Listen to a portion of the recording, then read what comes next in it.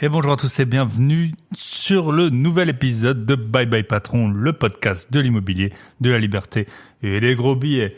Et aujourd'hui, on va pas parler d'immobilier, on va parler de crypto-monnaie et avec une personne qui est vraiment un spécialiste du domaine, à savoir Matt. Matt, il est CEO de Summit Mining et Summit Gravity. Donc, c'est deux sociétés qui, dans le domaine de la crypto, une elle est plutôt dans le minage de crypto et l'autre c'est un fonds d'investissement qui est en train d'être approuvé justement dans la sphère crypto.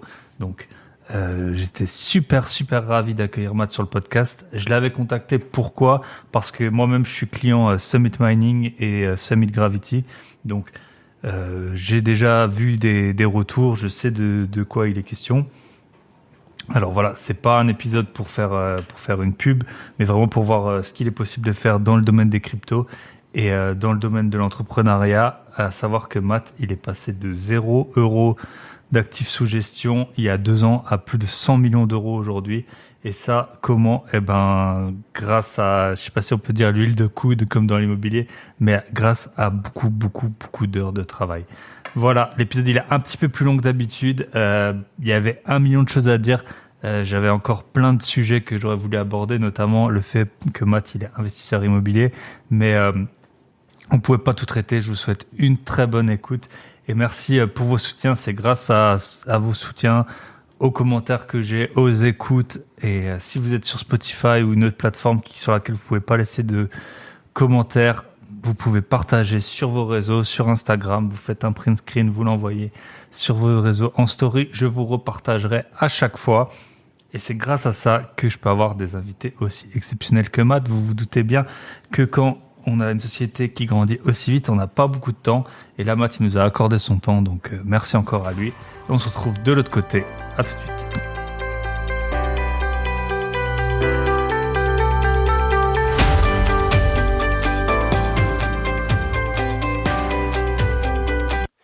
Et bonjour à tous et bienvenue dans ce nouvel épisode de Bye Bye Patron. Et aujourd'hui, j'ai l'immense chance d'accueillir Matt. Matt qui est CEO de Summit Mining et Summit Gravity. Salut Matt, comment ça va? Salut, ça va très bien. Merci pour l'invitation, c'est vraiment cool. Et donc aujourd'hui, on va parler à la fois crypto. Alors c'est toujours, moi je suis toujours à la recherche de vraiment des pros de la crypto parce que c'est vrai que sur les réseaux, on a vite tendance à trouver quelqu'un qui est peut-être rentré au bon moment ou qui montre qu'une partie des résultats. Donc quand on a un professionnel de la crypto, c'est vraiment une chance. Et en plus, on va parler du côté entrepreneurial. Donc la question que je pose souvent pour commencer, Matt, c'est quelle a été toi ta première expérience professionnelle? Voilà, quand tu étais étudiant ou, je sais pas, ton stage de Waouh. troisième ou peu importe. Yes. Oh là, ça remonte très loin. Ça remonte très loin parce que là, je vais bientôt avoir 36 ans et j'ai commencé vraiment quand j'avais 17 ans officiellement. Alors avant, je faisais des petits trucs, tu sais, pour le voisin, pour le machin, contre 50 balles, quoi. Mais c'est vrai que j'ai très tôt commencé à travailler. J'avais 17 ans, donc officiellement, et j'étais dans un abattoir. Alors, c'est clair on est très loin du monde de la crypto. Et moi, j'étais en train de passer le bac parce que j'avais 1 an d'avance, tu vois, et donc j'avais 17 ans. Et je disais au gars, bah là, je suis en train de passer le bac et tout. Et j'ai une petite anecdote, c'est le mec, il se pointe avec 2 bassines, tu vois, et il me dit, tiens, moi j'en ai 2 des bacs. Et j'ai fait, waouh, putain, la vanne. Je dis, bon, j'espère que je ferai pas ça, mais pas parce que c'est péjoratif, hein, attention, hein, il y a pas de saut métier. J'ai fait beaucoup de métiers où je me sentais pas du tout à l'aise. Parce que moi, la vision que j'avais à cet âge-là, c'était de faire, entre guillemets, hein, des grandes choses. Alors, je dis pas que je suis en train de faire des grandes choses ou que j'ai réussi quoi que ce soit, mais en tout cas, je voulais faire quelque chose d'intellectuel, pas un travail manuel. Et waouh, quand on remonte à cette expérience-là, c'est vrai que c'est très loin et mon mindset déjà à l'époque, il était assez loin de mes collègues ou de mes coéquipiers. Mais après, j'ai fait d'autres trucs. Tu vois, j'ai travaillé à Quick, j'ai travaillé dans une usine de bois, j'ai travaillé dans une station d'épuration. Enfin, j'ai fait toutes les Ah ouais, les études. bons métiers bien. Ah ouais. Ben ouais, parce Ça qu'à allait de l'époque, l'avant, quoi. bah, le problème, c'est qu'à l'époque, tu vois, j'étais encore jeune. Donc là, je te parle entre 17 et 20 et quelques années. J'étais encore jeune. Et quand tu es jeune, bah, tu n'as pas de diplôme pour être embauché. Tu n'as pas de compétences où, en fait, on peut te dire, bah, tiens, on te donne un salaire de 2 000 à 3 000 euros parce qu'on t'aime bien ou parce que tu as t'as l'air malin. C'est voilà, tu sais faire quoi? Tu as quoi comme diplôme? Rien. Bon, bah, ok, allez, hop, tu fais ça. Donc avec le bac en poche, je pouvais rien faire. Ensuite, autour de mes 17 ans, peut-être même un petit peu avant, 15-16 ans, je me suis intéressé à tout ce qui était finance, actions, bourse, trading. Et donc, je commençais. Mais vu que j'avais pas d'argent pour investir, bah forcément, c'était un peu le cercle vicieux. Il fallait que j'aille travailler. Enfin bon, bref, le truc, ça a duré comme ça pendant un certain temps, jusqu'au jour où j'ai eu suffisamment d'argent à faire tous mes petits boulots là pour me payer des années d'études en école de commerce, option finance des marchés. C'était vraiment ce que je voulais faire, moi, finance des marchés. J'ai décidé de devenir trader. Et voilà, j'ai continué en fait de bosser comme ça pendant les vacances, puisqu'en fait, les écoles de commerce, comme tout le monde le sait, ça coûte super cher. Et pour les financer, bah, il fallait que je bosse. Donc en fait, Ouais. j'ai jamais vraiment eu de vacances, puisque dès que j'avais des jours de congé, en général, je travaillais.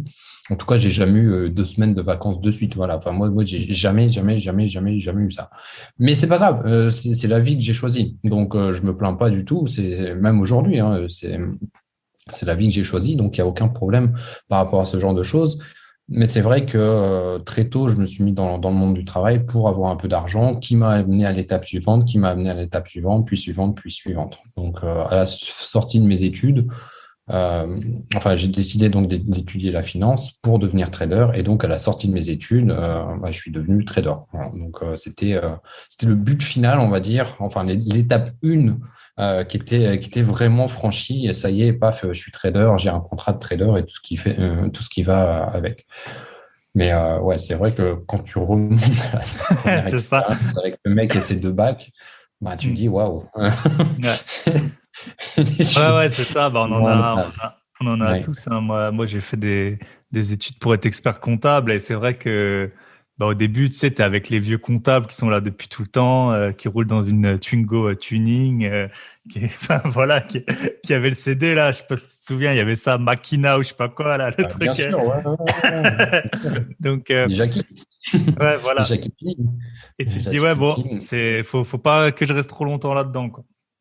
Ok. Mais voilà, c'était une autre époque, c'était sympa, Ah, bien il y sûr. avait des gens sympas, mais ouais, c'est vrai qu'on n'avait pas trop les mêmes ambitions. Tu vois, quand j'étais en Mm. usine, là, l'usine de bois, justement, j'avais un coéquipier et lui, il était à fond dans le tuning. Et bon, le truc, c'est qu'il parlait tout le temps, tout le temps, tout le temps, tout le temps, tout le temps, tout le temps, tout le temps, tout le temps, et il parlait que de tuning. Voilà. Ouais. De tuning, de tuning, de tuning. Tu vois, c'est sympa, tu vois, mais à petite dose, c'est comme tout. Ou Ouais, alors, il bien faut sûr, vraiment c'est. aller à fond. Moi, j'aimais bien, mais pas à cette dose-là, en fait. Ouais. Donc, Ok. Ok, donc d'abord, ouais. tu as dit ton premier bye-bye patron, on va dire, au métier manuel. Et après, quand tu étais trader dans une banque, je suppose. Ouais, absolument. Enfin, c'était un courtier, donc un courtier Hmm. dans le marché du Forex, sur le marché du Forex, qui est le marché des devises. Et en fait, c'était une petite structure, mais qui gérait des milliards. Donc, c'était, voilà, en termes de volume, c'était assez impressionnant. Et j'étais trader là-dedans, donc je passais les ordres et ensuite j'ai fait du market making, c'est-à-dire que là, on prenait des positions et on gérait activement toutes les positions. Donc, j'étais plus trader en fait à faire du market making que lorsque j'étais vraiment trader pour la boîte. Sachant qu'en fait, le market maker, en général, il n'y a pas grand-chose à faire, mais là, comme on était une petite structure, on faisait vraiment tout en termes de prise de décision sur le trading. Donc, on était vraiment très, très libre par rapport à ça. Mais malgré tout, voilà, j'étais arrivé là où je voulais arriver et je sentais que c'était peut-être pas vraiment là où je voulais aller. Parce que malgré tout, j'ai toujours voulu, même avant de vouloir faire du trading, j'ai toujours voulu monter une boîte et avoir des personnes autour de moi que je peux aider, que je peux pousser vers le haut, avec qui je peux apprendre des trucs, des compétences, des machins. Et de la même manière, s'entourer de personnes qui peuvent m'aider à évoluer. Voilà, donc, il y avait toujours cette quête en fait perpétuelle d'évolution.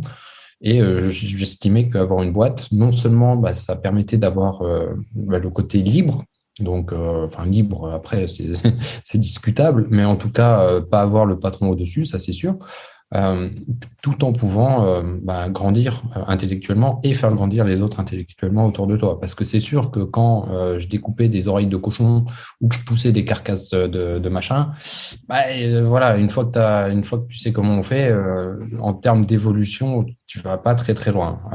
Pareil à Quick, quand tu sais faire le double machin et le triple truc, à un moment, tu fais rapidement le tour. Donc, j'ai toujours aimé les métiers que j'ai faits, même les plus durs, parce qu'ils m'ont toujours enseigné des trucs. Bon, il y en a vraiment, ils me faisaient chialer de l'intérieur, mais j'avais cette vision, OK, un jour, ça va être différent. Un jour, ça va être différent. Et toute ma vie, c'était un jour, ça va être différent, ça va être différent. Et aujourd'hui, c'est différent. C'est différent. Et vraiment, je baigne dans ce que je voulais faire depuis très longtemps. Du coup, Donc, on pourrait faire. Après, on va revenir peut-être sur toute la genèse la genèse de Summit, mais peut-être tu pourrais nous raconter aujourd'hui quel est un peu ton, alors peut-être pas quotidien, mais voilà les projets sur lesquels tu es, maintenant les activités que tu proposes et peut-être une semaine classique ou un mois classique ou une année classique. Je sais que du coup tu bouges pas mal, ouais, donc ouais. à toi de voir un peu la sur quelle durée tu veux raconter, mais peut-être voilà, où est-ce que tu en es maintenant? Donc, on a vu que tu étais trader. Aujourd'hui, tu es donc CEO de Summit Mining et Gravity. Donc, pour les gens qui Mhm. connaîtraient pas, qu'est-ce que vous faites exactement? Et puis voilà, Ouais, quelle est ta alors en vie de fait, CEO? ouais, très intéressant ouais, comme question. Je vais essayer d'être le plus précis possible par rapport à ça. Alors, on a deux services maintenant que j'ai montés qui sont des fonds d'investissement. Donc, le premier, comme tu dis, c'est Summit Mining et c'est un service de minage de crypto-monnaies. Donc, on l'a suspendu temporairement depuis le mois de mai parce qu'en fait, moi, j'estime que les machines de minage qu'on achète ou qu'on a achetées sont aujourd'hui trop chères et c'est abusé. Et vu que c'est un service d'investissement et que j'ai des clients, je ne souhaite pas continuer d'acheter des machines à ce prix-là pour mes clients. C'est comme quand tu fais de l'immobilier, à un moment, tu dis, ouais, là, c'est vraiment abusé. Je vais trouver un autre pays ou une autre ville pour continuer d'investir parce que là, même si c'est encore rentable, ça commence à être extrêmement cher. Et donc, Summit Mining, c'est ça, c'est le premier service, minage de crypto-monnaie. Et pour les personnes qui savent pas trop ce que c'est le minage de crypto-monnaie, en fait, ça consiste en gros à valider des transactions sur le marché des crypto-monnaies. Donc, si je t'envoie un Bitcoin, par exemple, il y a une transaction. Voilà, je t'envoie un Bitcoin. Et donc, cette transaction, elle doit être validée par quelqu'un pour être sûr que j'ai bien un Bitcoin à t'envoyer, que tu vas le recevoir, que tout va bien se passer. Et pour faire ça, il faut des machines, donc des ordinateurs qui vont vérifier que tout va bien. Et si tout va bien, mon compte est débité en Bitcoin et le tien est crédité. Voilà, je ne vais pas rentrer plus dans les détails du minage. Mais en tout cas, c'est le premier service qu'on a et on a maintenant plus de 20 000 machines en fait sous gestion qu'on a achetées et qu'on gère dans plusieurs pays. Pourquoi? Pour diminuer le risque, puisque le risque, c'est quand même un facteur extrêmement important, d'autant plus dans le milieu des crypto-monnaies. Et donc, le meilleur moyen de le limiter et le réduire, c'est de diversifier en fait les investissements dans ce type de machines et dans les pays là où on les met, puisque ça consomme beaucoup d'électricité. Et donc, on va généralement dans des pays où l'électricité est moins chère. Voilà. Donc ça, c'est Summit Mining. Et on a Summit Gravity qu'on a lancé là il y a 2 mois et qui est à l'heure actuelle uniquement ouvert pour les clients de Summit Mining, donc du premier service, parce qu'en fait, d'un point de vue administratif, on n'a pas tout qui est mis en place à l'heure actuelle. Donc, on est en train de travailler là-dessus. Et donc, on n'a pas le droit légalement d'offrir le service à des nouveaux clients. Donc, pour les clients existants, on a le droit légalement de le faire, mais pas à des nouveaux clients. Donc là, on est en train de finaliser les papiers et les trucs. Et donc, probablement, le jour où les personnes écouteront ce podcast, ce sera ouvert aux clients, enfin à tout le monde. Voilà, ce sera ouvert à tout le monde. Et la différence avec le premier service, donc le premier, c'est uniquement axé sur le minage de crypto-monnaies.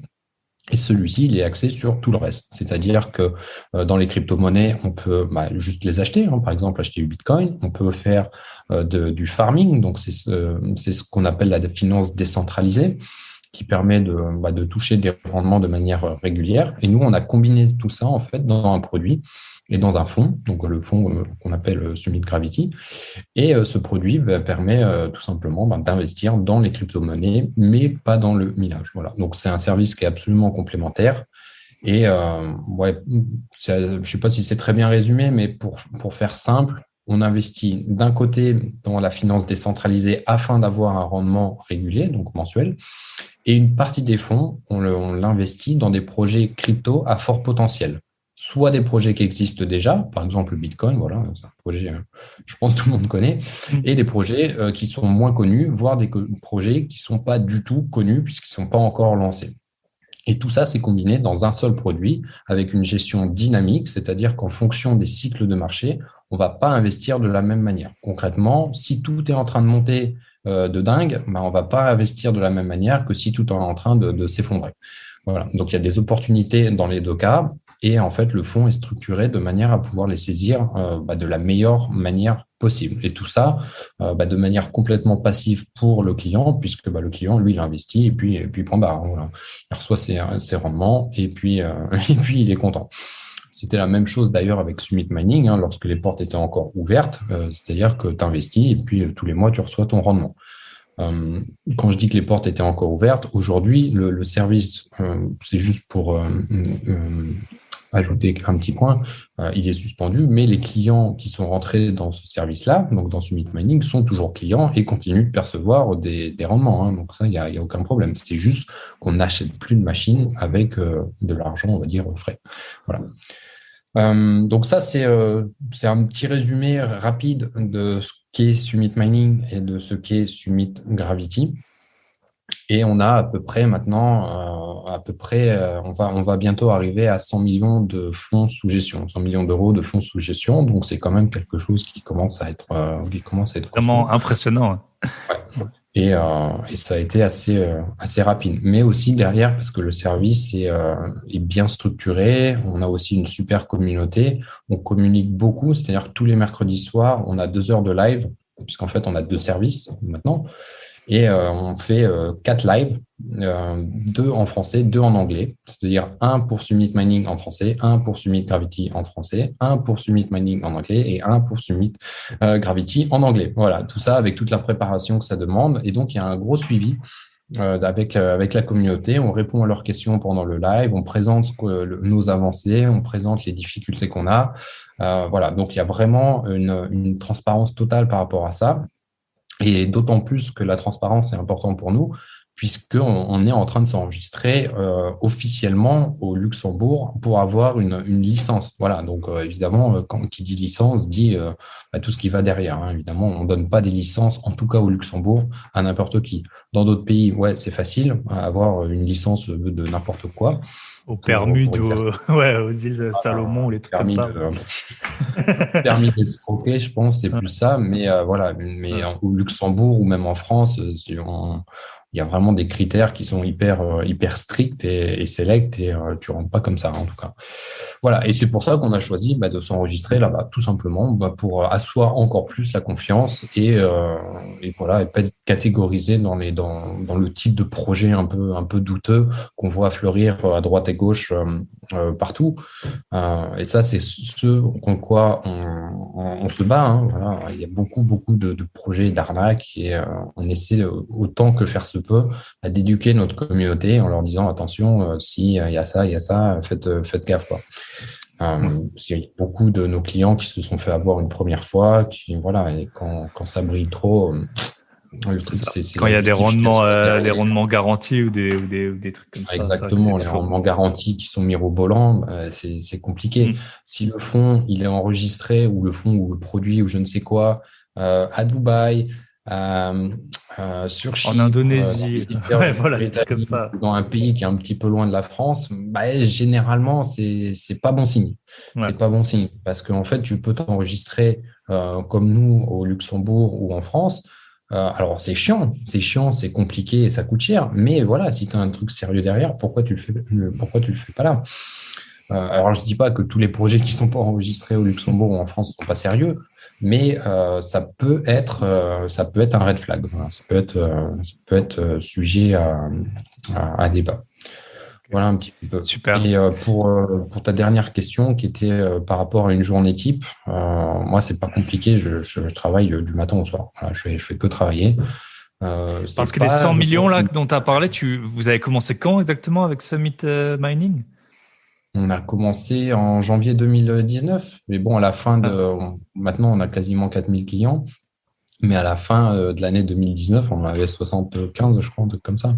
ok, Et ouais, on donc en c'est. avait 500 à la fin de l'année, de la seconde année. Donc, il y a eu Ah, une rapide accélération, en fait, en 2021.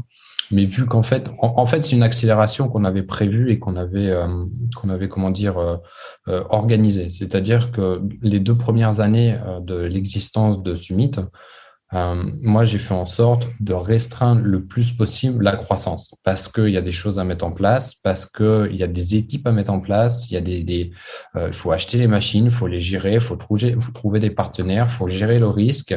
Et en fait, si on avait grandi trop vite, on aurait eu des fonds qui seraient arrivés beaucoup trop rapidement. Et en fait, on aurait sûrement pris des très mauvaises décisions puisqu'il aurait fallu absolument qu'on claque de l'argent, on va dire, pour acheter les machines le plus vite possible, pour satisfaire les clients le plus vite possible. Et au bout du compte, je pense que ça aurait été une extrêmement mauvaise chose. Donc, plutôt que d'avoir ça, et aussi, il faut développer le site web, enfin, il y a plein de trucs à développer. Enfin, le site web, je veux dire, la plateforme de la plateforme client.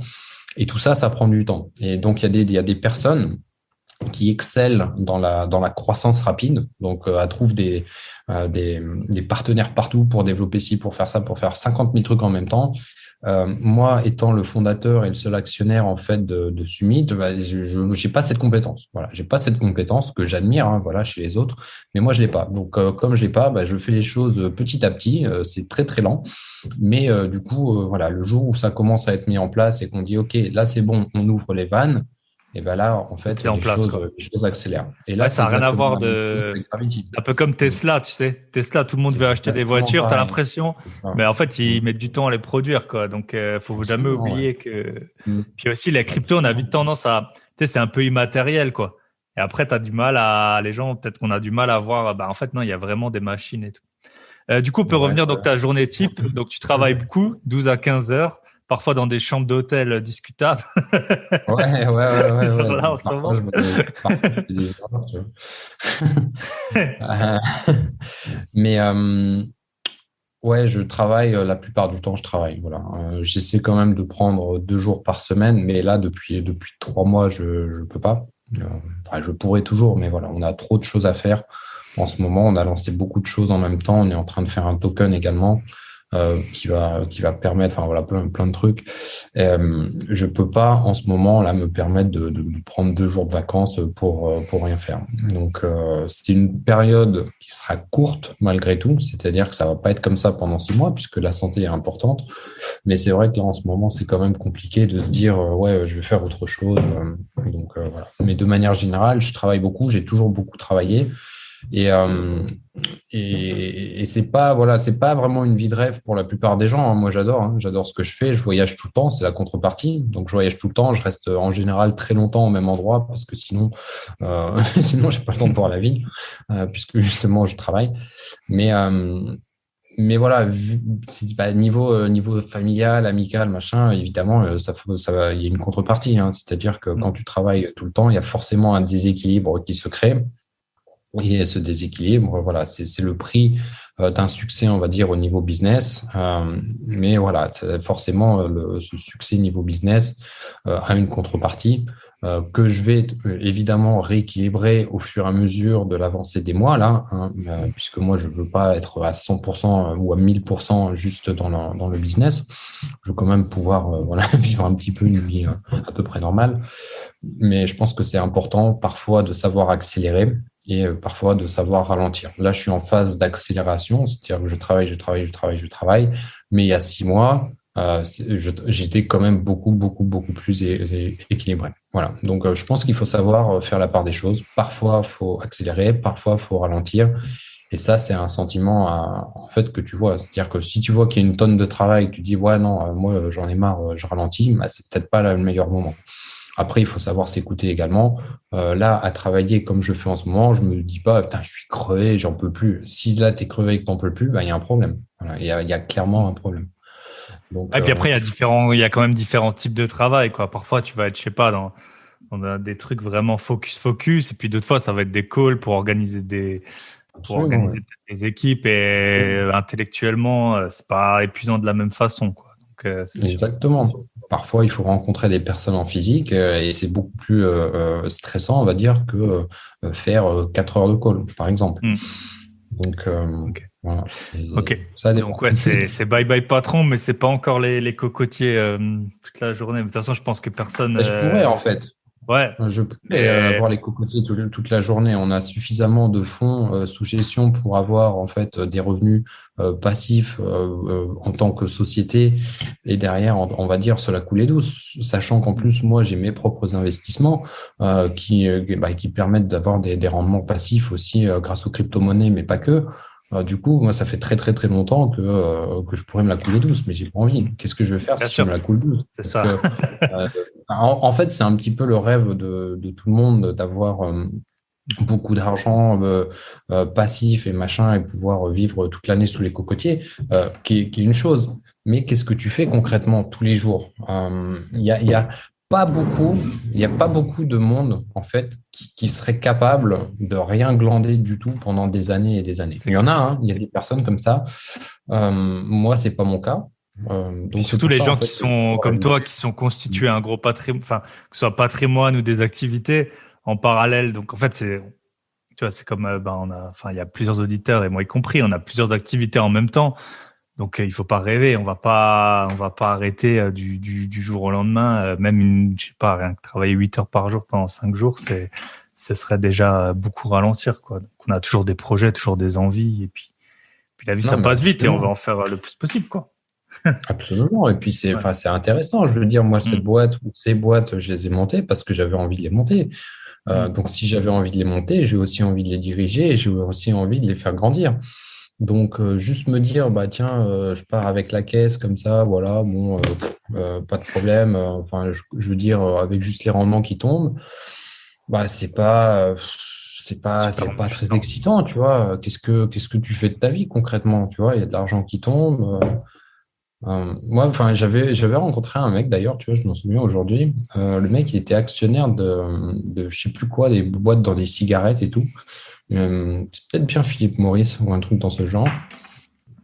Mais il avait une vie triste, le gars, parce Ouais, qu'il vivait des dividendes. ouais, c'est ça. Mais Ouais, putain, t'as ça me British paraissait triste. Ah, mais il avait Tobacco. beaucoup d'argent, hein. Ouais. Il était Ouais, et héritier puis de en je sais plus, pas quoi. t'as un petit, tu sais, Putain. t'as toujours un petit dilemme moral, quoi. Moi, je sais que j'ai des actions un peu partout, mais je sais que j'ai pas d'actions dans les cigarettes ou dans les armes. Bon, c'est comme ça, chacun fait un peu Après, ses il était propres héritier, choix. donc tu vois, Ouais, c'était un peu différent, quoi. ouais. Mais, Mais c'est sûr que ouais, vivre comme ça, bah, peut-être quand t'as été moi, ça me héritier aussi, faisait c'est pas rêver, différent, en tu fait. vois. Ouais, ça me faisait pas rêver. Je pense que la liberté, en fait, quand tu dis bye bye à ton patron, c'est de construire la vie qui toi t'inspire, ce que toi t'aimes faire. Si t'aimes que faire des cocotiers, bah, vas-y. Et c'est pas du tout une honte ou un jugement de valeur, hein. Si c'est toi, ça, ta vie de rêve, vas-y. Moi, c'est pas ma vie de rêve. Ma vie de rêve, c'est de travailler un peu, de voir un peu toutes les personnes qui comptent pour moi, et de profiter de la vie, voilà, aller au restaurant, faire des trucs, des activités, voir des nouveaux gens dans des nouveaux pays. Moi, c'est ça qui m'incombe. Mais avec, je le redis, une dose de travail dedans. Et puis derrière, en fait, moi j'aide aussi des personnes à développer des business, changer leur mindset par rapport à la vision qu'ils ont de l'entrepreneuriat, par rapport à ce qu'ils font. Et c'est vrai que si moi, de mon côté, bah, je glandais rien du tout, tu vois, j'aurais pas une grande Tu légitimité, serais en pas fait. crédible. Ouais. Voilà. Mais bon, après, voilà, je suis légitime ou pas, à la limite, tu vois, si tu as ton business et que tu estimes que je suis pas légitime, bon, ben, c'est pas grave. Moi, ça va pas me changer ma vie. J'essaye d'aider les gens et j'ai pas la science infuse. Non, et non seulement pour les conseils que j'essaye de donner, Donc, quand on me demande, sinon moi je donne pas de conseils. Hein, voilà, tu me demandes pas. Non, c'est très très chiant en fait de recevoir des conseils quand on t'a rien demandé. Ah, c'est C'est ouais, ça. ok, tu Comme à comprends, la mais salle tu de me demandes sport. concrètement, je t'ai rien demandé. Ah ouais, bon d'accord. Tu vois. Donc il y a ça et l'autre truc, je sais plus, j'ai perdu le fil, mais bon, bref. Ouais. En tout cas, Ok, bah du coup pour ta vie d'entrepreneur, je voulais un peu rentrer peut-être plus dans le détail du mining parce que moi je vois quand même plusieurs risques, contraintes qu'il faut que tu gères. Du coup, la première c'était donc tu l'as dit, t'es dans différents pays, t'es dans au moins 6 pays, je pense, si ouais, c'est c'est pas ça, ouais, plus. absolument, ouais. Hmm. Dans 6 pays, ouais. Donc c'est quoi Chine, Norvège, Islande, Canada? J'ai ça en tête. Russie Kazakhstan? et États-Unis, ouais. Non, Ok. Russie et États-Unis, ouais. Kazakhstan, vous êtes pas. Non, Kazakhstan, on n'est pas parce qu'on a beaucoup cherché. En fait, le seul moyen de faire rentrer des machines là-bas, c'était des machines avec une arrivée grise, c'est-à-dire que les documents sont pas complètement déclarés. Donc ça, c'est quelque chose qu'on veut éviter à tout prix. Parce que si un jour il y a une saisie, en fait, tu perds tout ton matériel, parce qu'ils saisissent tout. Euh, donc la gestion du risque, c'est quelque chose de très important. Parfois, les clients comprennent pas pourquoi on fait pas tel ou tel truc qui permettrait d'avoir les machines ou de faire ci ou de gagner plus. Bah, parce que en fait, ouais, tu peux gagner plus, mais tu peux aussi tout perdre d'un coup, quoi. Et donc ça, c'est un risque qui est extrêmement important. C'est comme acheter des bitcoins. Ouais, tu peux tout miser sur le rouge Ouais. ou aller au casino. Hein. Ouais, Ouais. c'est sûr que si tu gagnes, tu fais le double. Mais si tu perds, bah, tu perds tout d'un coup. Ouais. Et là, on gère un business. On ne fait pas du casino. Donc, si toi, avec tes fonds, bah, tu as envie de faire n'importe quoi, bah, vas-y. Si tu as envie d'acheter des machines ou des machins ou des trucs et les mettre chez toi ou les mettre sur la Lune, bah, vas-y. Nous, on a de l'expérience, on a des partenaires. Il y a beaucoup, beaucoup d'arnaques dans le minage également. Il y a des machines, tu les achètes, mais en fait, il n'y a personne au bout. Il y a juste le wallet où tu envoies l'argent, mais tu ne renvoies plus l'argent, ni les machines. Enfin, il y a beaucoup d'arnaques derrière les fermes de minage qui ne sont pas toujours très scrupuleuses. Enfin, il y a beaucoup, beaucoup de risques en fait, à gérer dans le minage. Et c'est vrai que par rapport à ça, bah, tu es obligé de prendre des décisions qui peuvent se révéler ou peuvent sembler pas judicieuses à court terme, mais qui peuvent l'être à long terme. Par exemple, on nous a souvent demandé pourquoi on ne met pas toutes les machines de minage en Chine. C'est là que c'est le moins cher. C'est le moins cher, c'est là qu'elles sont produites. Et du coup, c'est vrai que ça a tout son sens de dire, bah, on met tout là-bas. C'est là où tu auras le plus fort rendement. Ça, c'est 100% sûr. Donc pourquoi on ne fait pas ça? Bah, parce que si un jour il y a un truc qui se passe en Chine, bah, t'es baisé, quoi. Et c'est ce qui s'est passé il y a 6 mois. C'est ce qui s'est passé il y a 6 mois. Les Chinois, ils ont dit, OK, on débranche tout, fin de l'histoire, fin du jeu. Et là, tu dis, merde. Donc nous, on avait, je ne sais plus, mais à peu près 30% des machines qui étaient là-bas. Bon, on préfère avoir une déconnexion de 30% des machines que de 100%. Parce que Ça- derrière, c'est un peu difficilement justifiable. Donc là, depuis, on est en train de redistribuer et de redispatcher les machines à droite à gauche. Donc on les a sorties de la Chine pour les mettre au Canada, en Islande et un peu partout. Mais voilà, heureusement qu'on n'est pas parti sur du 100% Chine. Sinon, on aurait été cuit, quoi. Et alors, par rapport aux machines, donc on a parlé du coût, les coûts, ils ont explosé. C'est quoi? C'est des machines qui sont passées visiblement 2000 à 10 000 $ plus ou moins, ou Ouais, c'est c'est ça, ça ouais. Parce que les le ordres prix de du grandeur? Bitcoin a fait x5, donc le prix des Ouais. machines, en gros, a fait pareil, x5, 6, 7, 8. Et Est-ce que en plus, ouais, pardon, vas-y. ouais, est-ce que ces machines, elles sont en concurrence avec, tu sais, il y a pas mal de pénuries, par exemple les PlayStation 5, on sait que ça fait 1 an, on n'en trouve pas. Exactement ce que Les j'allais dire. composants de voitures, là, les tableaux de bord et tout, ils C'est ont dû revenir aux exactement ce aigus. que j'étais sur le point de dire. Et justement, les machines sont en concurrence parce qu'en fait, il faut des composants en silicone, voilà, des puces électroniques, hein, des processeurs pour faire simple. Et les processeurs, ils manquent pour les bagnoles, pour les PlayStation, pour tout. Donc, il n'y a pas assez de composants électroniques. Donc, le problème, c'est que non seulement il y a le prix du Bitcoin qui monte, donc le minage est davantage rentable, parce que quand tu mines un Bitcoin, euh, je sais pas moi, tu mines un Bitcoin, il vaut 10 000. Bon, bah, du coup, tu gagnes 10 000. Mais si tu mines un Bitcoin et que le Bitcoin il vaut 50 000, bah, forcément, tu gagnes 50 000. Donc, si tu gagnes 50 000 avec la même machine, les mecs qui te vendent les machines, ils te les vendent 5 fois plus cher parce qu'ils se disent, bah, attends, il gagne 5 fois plus, donc on va lui vendre 5 fois plus cher. Et ça, en fait, c'est accentué par justement la crise sur les composants en silicone. qui, elle, rajoute la pression en dehors du monde du minage. Et donc, ça, combiné à la pression, à la hausse du prix des cryptos et tout ce que tu veux, mais en fait, tu te retrouves avec des machines qui valent beaucoup, beaucoup plus cher puisqu'il n'y a pas assez de machines et il y a de plus en plus de monde qu'on veut. Voilà, offre et demande très classique. Et toi, tu es obligé de jongler avec ça. Donc, à un moment, tu prends une décision, c'est-à-dire que tu es devant le fait, c'est-à-dire soit j'achète une machine qui vaut méga cher, mais qui est rentable, mais si le prix du Bitcoin s'effondre, il sera plus rentable ou alors très, très peu. Enfin, c'est super risqué. Ou alors, est-ce que je les achète et j'espère que ça continue de monter et que tout va bien se passer. Mais là, du coup, tu te retrouves dans une situation un peu où c'est plouf-plouf. Et moi, c'est pas trop ma vision de l'investissement. Déjà, on est sur le marché des crypto-monnaies qui est assez risqué, même voire extrêmement risqué. Donc, si en plus de ça, tu prends des décisions business qui sont complètement débiles, c'est plutôt chaud. Enfin, complètement débile. Il y a des gens qui continuent d'acheter une machine, hein, mais voilà, moi, je trouve ça extrêmement risqué. Extrêmement, extrêmement, extrêmement risqué. Et du coup, en fait, les 6 mois suivant la prise de décision de fermer ou de suspendre temporairement le service, c'était une des meilleures décisions parce que le cours des cryptos s'est effondré derrière. Donc, on aurait pu acheter des machines, comme tu disais, elles étaient à 2000. Il y en a qui sont montés à 12, 14, 15, 17 000 euros la machine, alors qu'elle était à 2000, 2500. Donc, si on s'était retrouvé à acheter des machines à 15 000, alors que le prix du Bitcoin, il s'est effondré depuis, il s'est effondré. Ouais. Bon, là, ça va un peu mieux, mais ça va mieux, mais il sera où demain. Voilà. Ouais, c'est ça. Personne n'en sait. Ça va mieux, mais quand tu viens d'acheter la machine et que tu l'as pas reçue, parce qu'en fait, il y a des délais en plus, hein, parce qu'il faut pas croire. C'est pas, tiens, tu l'achètes et puis il te la livre chez toi avec Chronopost le lendemain. Ouais. Non. Parfois, il y a des délais de 1 mois, 2 mois, 6 mois. Enfin, c'est n'importe quoi. Hein. Parfois, c'est aussi pour ça que tu es obligé de passer par des réseaux professionnels pour maximiser en fait le délai d'activation de la machine. Donc, si tu te retrouves avec ça, ta machine n'avait pas livré, ou alors 3 mois après, forcément c'est du rendement que tu perds. Enfin, bref, il y a tout un tas de conséquences en fait que les personnes ne voient pas.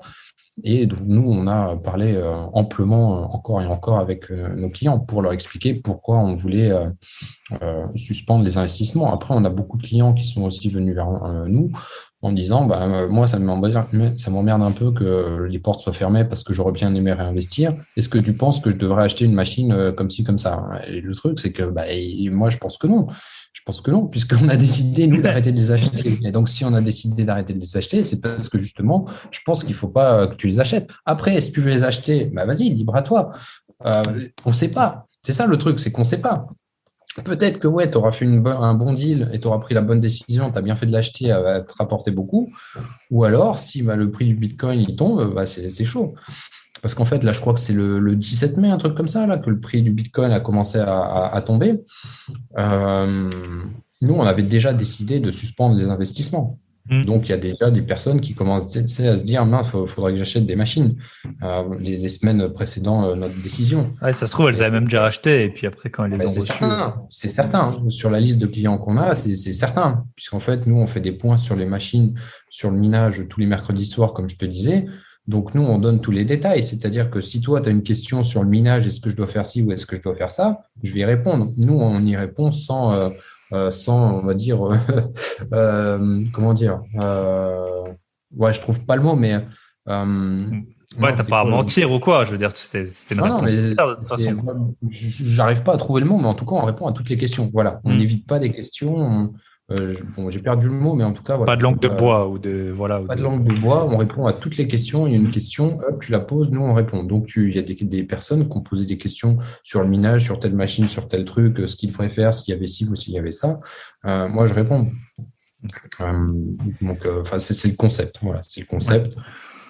Du moment où c'est pas une question liée sur des débats politiques ou racistes, enfin voilà, des propos non entendables, il n'y a aucun problème. Ouais. Okay. Mais de la même manière qu'on n'a aucun problème à dire, si vous voulez continuer à faire du minage, allez chez nos partenaires, soit nos partenaires, soit nos confrères. Donc, par exemple, il y a Just Mining, dont on parle assez souvent, et Phil Mining, qui sont en France, les deux plus gros également. Donc, moi, j'ai aucun problème de parler d'eux, puisque je sais que ce sont des personnes sérieuses qui sont derrière. Et donc, par rapport à ça, si tu veux absolument continuer à faire du mining, bah, va chez eux. Il y a pas de problème. Ça ne veut pas dire que c'est plus risqué là-bas que chez nous. Mais voilà, par rapport à nous, notre approche, ce qu'on fait, ça devient trop risqué. Voilà. Peut-être que les autres, ils font des trucs mieux ou différents et que à cette période-là, maintenant, c'est peut-être mieux. Voilà. Ok. À chacun de juger. Et du coup, et une machine, ça met combien de temps à peu près à se rentabiliser? Ben, ça Je veux dépend dire au énormément. prix où vous les avez? Genre, enfin, c'est quoi ton horizon? Ben, Tu te dis ouais, ouais. Ça dépend Ça énormément. dépend En vraiment fait, des les cours, quoi. machines, ouais. Quand j'ai commencé à acheter moi, les premières machines de minage, elles avaient à peu près 15% de rendement mensuel. Tu vois, donc en 7 8 mois, la machine a été rentabilisée. Donc ça, on parle d'un rendement mensuel instantané. C'est-à-dire que tu regardes le prix du Bitcoin ou de ce que tu veux, tu achètes la machine et tu estimes que le prix du Bitcoin ne va pas bouger dans les 6 mois. Enfin voilà. Donc évidemment, ce n'est pas possible. Et donc, c'est extrêmement difficile de dire que cette machine elle sera rentabilisée en 1 an, en 5 ans ou en 3 mois. Donc, au début, après de Summit Mining, donc quand on est devenu vraiment professionnel, on a acheté des machines donc qui avaient la même rentabilité, c'est-à-dire que le moment où tu achètes la machine, ils te la price de manière à ce qu'elle produise 15% de rendement. Bon. Hmm. Et en fait, il s'est avéré qu'il y a eu une explosion du prix des cryptos juste derrière. Et donc, la machine, au lieu de mettre 8 mois à être rentable, en 3 mois, elle était rentable. En 3 mois, Ok. la machine a craché du 35 ou 40% de rendement mensuel. Tu es là, waouh, excellent. Voilà. Et en fait, euh, petit à petit, les vendeurs de machines sont devenus de plus en plus gourmands, puisqu'en fait, il y avait de plus en plus de demandes par rapport au minage. Et donc, ils ont commencé à vendre des machines qui étaient plus sur du 15% de rendement au moment où tu payes la machine, donc en rendement instantané. Tu étais sur du 12, puis du 10, puis 9, 8, 7, 6, 5, 4, tu vois. Et en fait, Hmm. ça devenait de plus en plus difficile de trouver aussi des machines intéressantes parce que là, si tu me dis, OK, la machine, tu l'achètes à 15 000 dollars, mais elle te rapporte 15% par mois, au taux actuel, bon, Ah, ça, c'est pas c'est trop pas grave, la ouais. même chose que si elle te rapporte 4%, tu vois. Ouais. Parce que tu dis, ouais, 15%, bon, même si elle me rapporte plus que 5, que ça baisse un peu, bon, c'est toujours super intéressant. 5%, on Hmm. parle par mois, hein, Ouais, donc au là. pire, Mais tu te dis en 2 ans, c'est contre, rentabilisé, quoi. ouais. Mais par contre, si elle tombe pas en panne, s'il n'y a pas ci, s'il n'y a pas ça, Ouais, hein, voilà, s'il n'y a pas de vol, s'il n'y a pas de, ouais, la Chine ouais, je sais pas, qui les prend, ou t'en sais rien, en fait, quoi, hein, ouais, ce qui peut ouais, arriver. ouais, absolument. Mais du Les coup, si incendies déjà tu aussi. pars sur une base de calcul où en fait la machine a produit 4% en renta instantanée, donc Ouais. ce que je veux dire renta instantanée, c'est-à-dire que tu regardes le prix du Bitcoin aujourd'hui, tu regardes les caractéristiques de la machine et tu sais qu'elle va te produire tant au cours du mois. Voilà, c'est ça que je veux dire Hmm. renta instantanée. Mais évidemment, si le cours bouge, bah, ta renta instantanée elle change. C'est-à-dire que si tout à coup le prix du Bitcoin s'effondre, ta machine elle est plus rentable. Hmm. Pourquoi? Bah, parce qu'en fait, ta machine elle fabrique entre guillemets du Bitcoin. Donc toi, tu reçois du Bitcoin en rémunération et tu dois payer des factures qui sont en dollars derrière. D'accord? Donc, si tu reçois, par exemple, un Bitcoin en rémunération et qui vaut 50 000 et que tu as 10 000 dollars de facture pour faire tourner tes machines, bah, tu vois, tu as reçu un Bitcoin, tu payes ta facture 10 000 dollars, ton Il te reste Bitcoin, il 40. valait 50 000, il te reste 40. Voilà, exactement. Sauf que si le prix du Bitcoin, il tombe à 20 000, parce qu'il se pète la gueule, ben, en fait, tu vois, C'est plus pareil, ouais. tu te retrouves avec ben, un Bitcoin qui vaut 20 000 et il faut que tu enfiles la moitié pour pouvoir payer ta facture. Donc, il te reste plus que 10 000. Donc, en fait, c'est pour ça en fait, que la rentabilité elle dépend énormément du prix du Bitcoin, enfin du Du Bitcoin Bitcoin. ou de n'importe quel autre crypto que Ok. tu mines. Voilà, c'est Et, le rapport. et par rapport à l'électricité, tu les payes en monnaie locale, l'électricité, ou la payes en dollars? Ça dépend, puisqu'on est dans différents pays, il y a différents Hmm. services, il y a différentes juridictions, il y a différentes lois par rapport au fait de tu as le droit ou tu n'as pas le droit.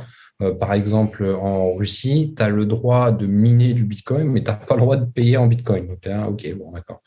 Donc, il y a une espèce de flou bizarre depuis des années, là. Donc, concrètement, à chaque fois, on doit payer, nous, en monnaie fiduciaire, et en l'occurrence, là, en rouble. Voilà. Donc, on Ok. est obligé Donc, tu es de aussi visiter dépendant l'environnement sur place. Voilà, absolument. des cours du groupe, Donc, on quoi. a monté une boîte sur place qui s'appelle Summit, je sais plus quoi d'ailleurs, enfin Summit Management Russie ou je sais pas quoi, un truc comme ça, et, qui sert juste à pouvoir payer des factures là-bas et acheter de l'équipement sur place, puisque pareil, l'équipement doit être Importé ou quelque chose comme acheté ça. en rouble. Voilà. Ok. Donc, il doit Ah, être payé, ouais, il doit être importé absolument et être payé en rouble. ok. Et comment tu gères les risques d'incendie, ouais, ou de vol? Je sais pas, je suppose qu'il peut y avoir des vols, quoi. Est-ce que vous êtes sur Ouais, bien plusieurs sûr. sites dans plusieurs pays? Est-ce que vous êtes, enfin, je veux dire, Ouais, dans un alors, pays, vous êtes sur plusieurs sites, nous, c'est gardé, je suppose, ou c'est comment c'est géré ça? ouais, ouais, absolument. Oui, absolument. Et puis nous, on a visité, on a regardé.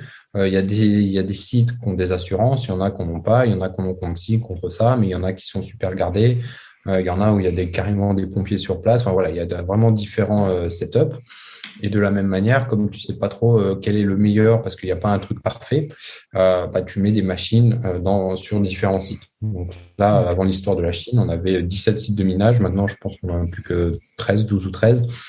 Et du coup, bah, ça permet de diversifier le risque même au sein d'un même pays. C'est-à-dire que bah, si, il y a le feu dans une, bah, au moins tu as les autres machines qui tournent sur un autre site, dans une autre ville potentiellement. Mais tout ça, en fait, c'est une difficulté supplémentaire puisqu'en fait, tu es obligé de trouver d'autres partenaires fiables. Et ça, c'est compliqué aussi. C'est Ouais. très, très, très compliqué dans un monde où en fait, il y a énormément d'argent qui est brassé. C'est dur de trouver des partenaires Ouais, et puis de qui peuvent confiance, et puis avoir tu connais pas confiance. forcément le pays et tout. Enfin, ouais, en fait, dès qu'on commence à creuser un peu le sujet, on voit que c'est complexe, quoi, il peut Ouais, vraiment c'est se passer tendu, ouais, ouais, beaucoup c'est de pas un choses, et sujet puis facile, hein. tu dépends de variations de prix, donc à la fois dans les revenus, à la fois dans les dépenses qui sont super, et plus les variations des monnaies, quoi. Donc, mais par contre, les Ouais, machines, elles sont dans des lieux qui existent déjà, en fait, pour le minage de crypto. En fait, exactement, c'est ce qu'on ouais. appelle les fermes de minage. Donc, les fermes de minage, en fait, ce sont des bâtiments, donc ce sont des business, hein. Donc, il y a des personnes Hmm. qui dirigent des fermes de minage, donc ils ont construit des bâtiments. Et dans ces bâtiments, bah, il y a des machines de minage, donc des ordinateurs qui font du minage. Et en fait, pourquoi on appelle ça des fermes? Bah, parce que les machines sont à la queue leu, comme on aurait des vaches dans une ferme Dans classique. une Donc, on ferme, appelle ouais. ça des fermes de minage. Ok. Et leur business model à eux, c'est quoi? C'est de te vendre bah, l'emplacement et l'électricité. Parce que si demain tu te dis, tiens, bah, moi je vais acheter 1000 machines, ouais, ok, super, tu payes, mais tu les fous tes machines. Tu vas pas les mettre chez toi. EDF C'est va pas ça. être content, tu vois. Donc, vu que tu vas pas les mettre chez toi, il faut les mettre quelque part où bah, déjà où il y a suffisamment d'espace, parce que 1000 machines, ça prend quand même un peu de place. Et non seulement il faut de l'espace, mais il faut le courant pour mettre au bout, parce qu'une machine, maintenant, ça consomme à peu près 3000 watts, donc 3 kilos. Et donc, si tu en as 1000, bah, ça fait 3 mégawatts, 3 millions de watts. C'est pareil, tu vois, il faut non Ouais, seulement la c'est ça. place, mais il faut pouvoir avoir toute l'installation électrique pour gérer tout ça, plus la connexion Internet qui va bien, puisque tes machines, elles sont connectées à Internet pour valider les transactions, puisque c'est du Bitcoin, tout se Hmm. passe en ligne. Donc, il y a quand même une accumulation de critères qu'il faut, et donc il y a des fermes, des partenaires, des business qui se sont créés pour ça, généralement autour de centrales hydroélectriques où en fait il y a un surplus d'électricité puisque en fait bah, personne n'a besoin de 3 mégawatts, tu vois, à part une ville. Mais généralement ils construisent des barrages, il n'y a pas tout le temps la demande autour. Et donc là, bah, grâce au minage, en fait, ils arrivaient à revendre de l'électricité. Ils arrivent à revendre de l'électricité à des mineurs qui arrivent et qui disent bah, moi j'ai besoin de 3 mégawatts. Donc tu construis un bâtiment à côté, tu t'amènes du câble et en avant. Voilà. En avant, ok. Et c'est dans ces fermes, ils gèrent aussi, par exemple, si t'as une machine qui tombe en panne ou quoi, c'est eux qui gèrent pour la relancer? C'est ça. Ok. En fonction du business qu'ils ont choisi. Donc, ils peuvent te louer l'emplacement et prendre une commission sur l'électricité. Par exemple, eux, ils fabriquent de l'électricité à 2 centimes et ils te la revendent à 4, 5, 6, 7, 8 ou 10, ou enfin peu importe. Voilà. Ok. Ça, c'est un premier moyen de marger. Et le deuxième moyen, c'est de te dire, bah voilà, nous, on répare les machines sur place, c'est X euros ou dollars la réparation. Voilà. Donc, ça permet de pouvoir déléguer assez facilement comme ça, mais tout le temps dans l'esprit de se dire, j'espère que les gars, on peut leur faire confiance. Donc, c'est pour ça aussi qu'il y a un gros travail derrière de rencontres et de networking, puisqu'on est obligé de travailler avec des partenaires qui ont pignon sur rue, qui ont déjà fait leurs preuves et avec qui on peut se dire, bon, il n'y a quand même pas beaucoup de chances qu'ils nous la mettent à l'envers, même si il n'y a pas d'exclusion. Ouais, t'es pas à l'abri. Certain est toujours possible. Ouais. Ouais, si t'as une junte militaire qui vient, qui t'embarque les 1000 machines ou quoi, ouais, c'est sûr que c'est. Et la dernière question. On a souvent un problème par rapport à on cherche, nous, en fait, à ouvrir différents sites à différents endroits. Et en fait, à chaque fois qu'on est dans un pays qui est un petit peu exotique, tu te dis, ouais, mais attends, qu'est-ce qui se passe? Il y a eu, par exemple, beaucoup de cas au Venezuela où il y a des personnes qui ont créé des fermes de minage comme ça. Voilà, elles ont été fermées par les autorités. Voilà, tout le matériel a disparu. Les fermes ont fermé. Pareil dans d'autres pays. Donc, c'est quand même pas super évident. Ouais, c'est ça. Sinon, parce que l'électricité, toi, tu cherches l'électricité pas chère, et l'électricité pas chère est dans les pays les plus pauvres, quoi, je suppose. Donc, en fait, c'est toujours un peu ça, là. Ou alors dans les pays genre l'Islande qui ont un peu la nature qui permet de générer tellement d'énergie, quoi. Donc, c'est toujours un peu Ouais, mais vu qu'en fait, le niveau de vie est très élevé là-bas, même si l'énergie n'est pas très cher, ils te la vendent quand même, ils t'en font pas cadeau quand même. Ouais. Pareil aux États-Unis et au Canada, on a des machines là-bas et oui, ils t'en font pas cadeau.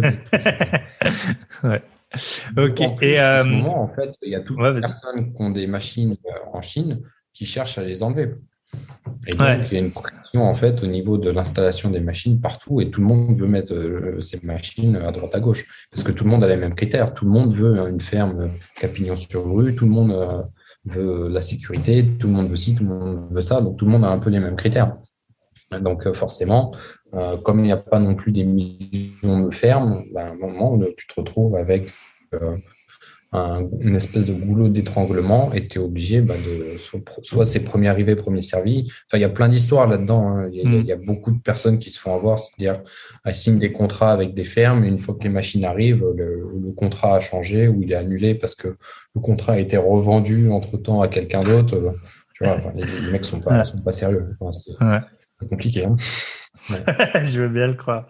Et la dernière question que j'avais pour toi, c'était par rapport à l'obsolescence des machines. Est-ce qu'un jour on va avoir des machines qui vont par exemple fabriquer des blocs plus efficacement, ou on sait aussi que voilà, c'est un peu mauvaise presse le mining. Donc comment tu vois un peu ça, toi, le futur du mining? Ouais, je pense que c'est les cryptos déjà qui ont mauvaise presse. Après, la consommation d'électricité, c'est ça qui permet de sécuriser le réseau des bitcoins. C'est-à-dire que, bon, je ne veux pas rentrer dans les détails, mais s'il n'y avait pas autant de puissance consommée pour miner du bitcoin, en fait, le réseau bitcoin ne serait pas très sécurisé. Donc, au tout début, quand bitcoin est sorti, il n'était pas très sécurisé et ça aurait été très facile de le hacker. Et donc, en fait, le fait de consommer beaucoup permet de sécuriser le réseau Bitcoin. Après, on ne peut pas vraiment dire que ce soit un énorme gaspillage. C'est de l'électricité qui, de toute manière, n'aurait pas été utilisée. De l'électricité qu'on appelle fatale, de l'énergie fatale. C'est-à-dire que soit tu t'en sers maintenant, soit tu t'en sers pas. C'est comme les panneaux solaires. Tu stockes pas pendant tout l'hiver l'énergie que tu as eue l'été. Donc, soit c'est maintenant, soit c'est trop tard. Et généralement, le minage, c'est ça. Pourquoi? Parce que c'est là que tu as l'électricité la moins chère. Donc, c'est très, très rare de voir du minage au nucléaire. Enfin, il y en a un peu, mais voilà, c'est quand même pas la majorité. Donc, ça, c'est la première chose. Et c'était quoi ton La deuxième, c'est est-ce que il pourrait y avoir des machines demain beaucoup plus puissantes qui, du coup, rendraient obsolètes les tiennes un peu du jour au lendemain, tu vois? Oui, alors c'est pas du jour au lendemain, puisqu'en fait, les machines qui sortent, bon, là, on arrive quand même à des niveaux technologiques où c'est quand même très, très compliqué de fabriquer des machines qui sont encore plus puissantes que ce qu'il y a aujourd'hui. Puisqu'en fait, on a le problème sur la pénurie des composants, puis on arrive à des niveaux d'avancée technologique qui font qu'on a le meilleur du meilleur de ce qui se fait au monde en termes de technologie. C'est-à-dire qu'on ne peut pas faire mieux demain. Pour faire mieux, il va falloir dépenser des milliards de dollars en recherche et développement pour lancer une nouvelle machine avec un nouveau processeur qui est encore plus petit que le précédent. Donc, on les voit, hein, les processeurs, on était sur du 18 nanomètres de gravure, on est passé sur du, je crois, 11 ou 12. Là, on est sur du 5. Pour aller encore en dessous, c'est extrêmement compliqué. C'est-à-dire que même Ouais, il y a des Apple, limites physiques après. ils galèrent aussi. Donc, Mm. forcément, des mineurs, ils vont aussi galérer pour faire ça. Donc, c'est pas exclu, hein, et ça va arriver. Mais voilà, ça laisse quand même un certain temps d'adaptation et pour voir comment ça se passe derrière. Mais ça a toujours été le cas, hein, voilà, ça a toujours été le cas. C'est comme un ordinateur, bah, dans 5 ans, il prendra un qui est mieux qu'aujourd'hui. Mais c'est vrai que on le voit quand même une recrudescence en fait du nombre de machines qui sort en termes de puissance. C'est-à-dire que tu prends le marché des PC, c'est la même chose. C'est-à-dire pendant très longtemps, tu avais des PC qui étaient 2 fois plus puissantes que l'année précédente. Et c'est la loi de Moore, hein, je crois.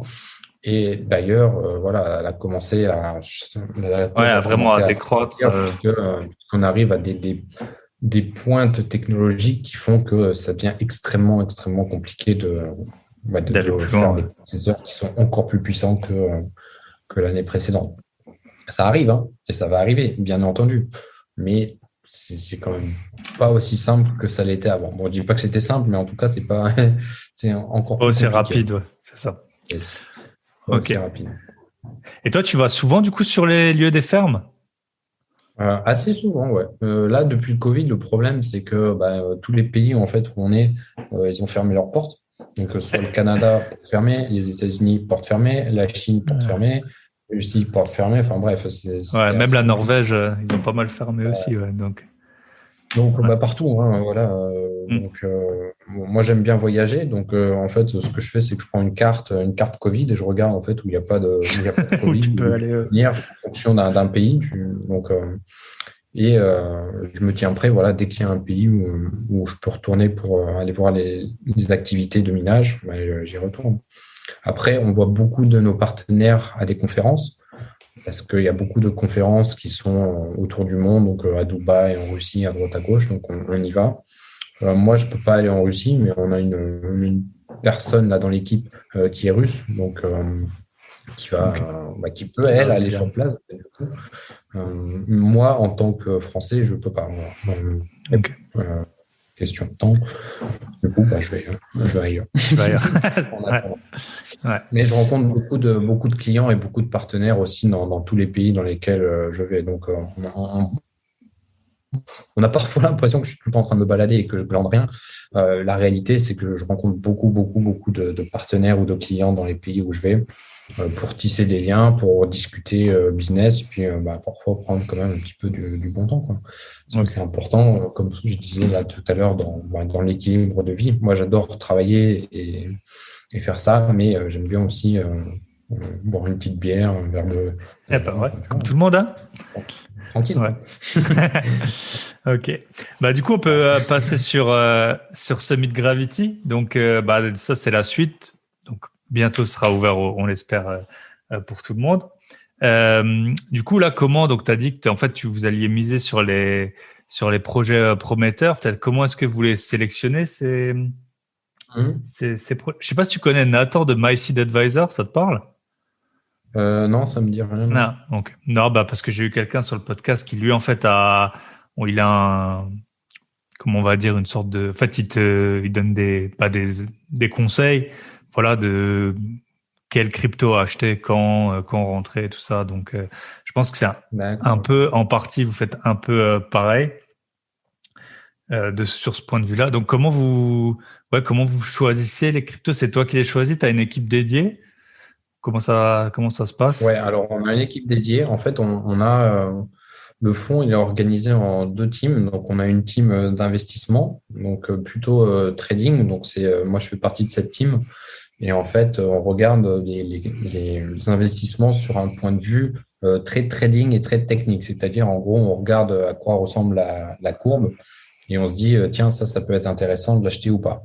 Malgré tout, on essaye d'investir uniquement dans des courbes qui sont belles, voilà, d'un point de vue trading, mais aussi dont la crypto a du potentiel. C'est-à-dire que si c'est un shitcoin, c'est peut-être pas terrible. Voilà, c'est peut-être pas terrible. Donc, on préfère passer notre chemin par rapport à ça.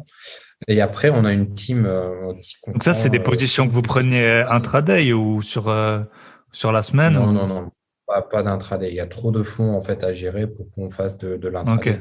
En fait, nous, on bouge le marché. Donc, si on fait bouger le marché, on peut pas juste rentrer sortir comme Hmm. n'importe quel particulier Comme sur le Forex, pourrait le faire. quoi. Hmm. Exactement. Ouais. Donc, on est obligé de lisser les entrées et les sorties. Et donc, on peut pas juste balancer comme ça 2 ou 3 millions d'euros sur une crypto.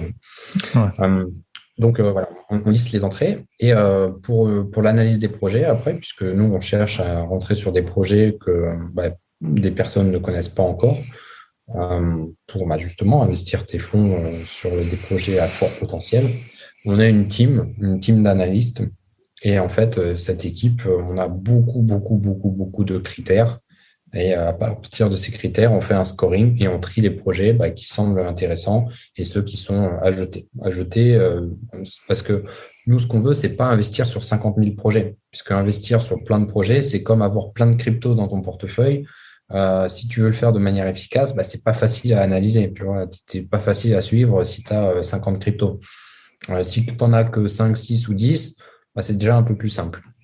Et nous, c'est ce qu'on veut faire. Alors, on cherche évidemment à toujours avoir des nouveaux projets et des nouvelles cryptos dans lesquelles investir, mais pas en se disant, allez, hop, on met 1 million d'euros sur 10 projets différents, hop, voilà, ça fait 10 millions et super. Ou 1 million divisé par 10, 100 000 sur 10 projets. C'est pas ça. C'est-à-dire que soit on trouve un projet intéressant par rapport à nos critères, qui sont d'ailleurs assez complexes et assez hard, soit en fait on n'investit pas. Voilà. Et c'est aussi simple que ça. C'est aussi simple que ça. Et les fonds, du coup, on les met sur d'autres produits qui vont rapporter du rendement à la place. Donc en fait, la difficulté du fonds, c'est de trouver le juste équilibre encore. On en revient toujours à l'équilibre finalement. C'est de trouver C'est la base de l'équilibre la entre... finance, hein, c'est voilà. Ouais, c'est ça. Ouais, Diversifier, absolument. Ouais. mettre ses pions au bon endroit. Ouais. Donc, nous, on cherche le juste équilibre entre les rendements qu'on peut avoir, donc en investissant dans des produits de la finance décentralisée, donc du rendement à court terme, du rendement, c'est au jour le jour. Donc, nous, on les paye mensuellement, mais c'est au jour le jour. Ou alors des cryptos dans lesquels, en fait, on peut faire x2, x10, x100 même, mais sur du moyen long terme. Voilà. Donc, il y a toujours un équilibre et c'est pour ça qu'on a beaucoup de personnes dans l'équipe aussi, puisqu'on a des stratèges, on a des personnes qui ont différentes spécialités, on a des personnes qui sont excellentes au niveau de l'analyse de projet, mais qui sont pas très fortes en termes de trading, c'est-à-dire le jour quand même. Tu vois, les fonds là dont je parlais, à un moment, il faut les investir. Donc, il faut un mec qui clique et qui achète pour 1 ou 2 ou 5 millions de quelque chose. Donc, il faut quand même avoir le courage. Bon, là, il s'avère que c'est moi, mais moi, c'était mon métier, tu vois. Mais tout le monde ne peut pas cliquer comme ça et acheter 5 millions d'euros d'un machin comme ça. Donc, voilà, on a ces compétences qu'on se répartit dans l'équipe. Donc, moi, je ne suis pas très, très fort en termes d'analyse. Analyse de projet. Et du coup, on a des personnes qui sont excellentes là-dedans. On a des personnes qui ne savent pas cliquer parce que voilà, elles ont peur de cliquer sur le mauvais bouton, vendre au lieu d'acheter ou de voir waouh, Ouais, avec les bids et le ask, le spread et tout, il faut faire un peu. Exactement. Donc, mais voilà, chacun ses compétences. Du coup, on a une équipe qui est très éclectique par rapport à ça. Et on grandit, on développe là, le service. Mais encore une fois, ça fait que 2 mois qu'on a lancé le truc. Donc, c'est encore vraiment en phase de mise en place. Hein, puisque quand tu as des équipes comme ça et un projet qui est aussi gros en termes d'envergure, forcément, tu peux pas tout lancer d'un coup. C'est ce qu'on dit, hein, Rome, machin. C'est pas fait en un jour. Ouais. Mais du coup, c'est la même chose avec nous. Après, il y a 2 approches. On en discutait encore aujourd'hui. Tu vois, tu as l'approche de se dire, OK, moi, je lance rien du tout, mais je prépare tout, le site, le machin, le truc nickel, la stratégie d'investissement, je trouve toutes les personnes et le jour J, tac, on se lance. ou alors tu te lances et tu ajustes le service au fur et à mesure. Et en fait, c'est l'approche que nous, on a choisie en prenant en compte les avis de notre communauté, donc concrètement de nos clients. C'est-à-dire qu'on a lancé le fonds en disant, bah voilà, on va faire ça, ça, ça, ça, ça. Et concrètement, quand on a commencé à le faire, on a pris les premiers retours des clients par rapport à la plateforme, par rapport au service, par rapport à tout en fait. Et ça permet de rester en lien avec notre communauté. Et vu que pour le moment, les clients, ce sont uniquement les clients de Summit Mining, en fait, ils nous connaissent déjà. Ils connaissent déjà, ils savent comment ça fonctionne. Ils ont confiance, mais ils ne sont pas non plus bêtes, tu vois, à nous faire confiance complètement aveuglément. Donc ça, c'est génial. Ça, c'est génial, puisqu'en fait, ils ont cette capacité d'analyse, et comment dire, ouais, de projection sur le service et de recul également, en se disant, OK, ça, c'était intelligent, par exemple, dans Summit Mining, mais dans Gravity, c'est complètement con. Pourquoi vous le faites? Et là, on se pose la question, mais c'est vrai, pourquoi on le fait en fait? Tu vois? Et ça te permet en fait de te créer remettre en un question et service, d'avancer. Ouais. voilà, de remettre en question, puisque moi, j'ai pas du tout la prétention de tout savoir ou de pas faire d'erreur. Alors, très, très, très loin de moi, ça. D'ailleurs, en termes de management, nous, on est extrêmement ouvert, c'est-à-dire on pose un problème et tout le monde donne son avis. Et derrière, en fait, évidemment, je prends la décision finale, mais au moins, on tâte le terrain avec tout le monde. Enfin, pas tout le monde, mais tu vois le truc. Et parfois, on implique des clients dans notre phase de réflexion à fond, parce qu'il y a des clients qui Surtout sont pour les bien lancements, oui, meilleurs forcément. sur certains aspects. Tout simplement. Parce que les clients sont spécialisés aussi. Enfin, tu vois, toi, tu as ta spécialité. Tout le monde a une spécialité, finalement. Et donc, tous les avis, les opinions et les conseils de nos clients sont bons à prendre. Après, évidemment, on ne regarde pas tout. Parce que nous, on a la vision méta, c'est-à-dire on voit beaucoup plus que le client lui-même. Mais du coup, ça nous permet de réfléchir à nouveau sur ce qui se passe et se dire, OK, est-ce que ça, vraiment, c'est une bonne décision? Et d'ailleurs, là, en 2 mois, on a changé quelques trucs, tout simplement. Parce que, aux yeux des clients, ça n'avait pas de sens. Et en y réfléchissant, c'est vrai que ça n'avait pas tout son sens. J'ai pas d'exemple là en tête, mais c'est comme ça. Alors qu'on aurait très bien pu dire, non, tiens, on lance ça, c'est comme ça, point barre, et puis voilà, c'est à prendre ou à laisser. C'est pas du tout, voilà, c'est pas les méthodes de la maison, on va dire. Ok. Beau projet et puis bonne continuation par rapport à. C'est vrai que Summit Mining, maintenant que c'est compliqué, c'est vrai que c'est une belle opportunité.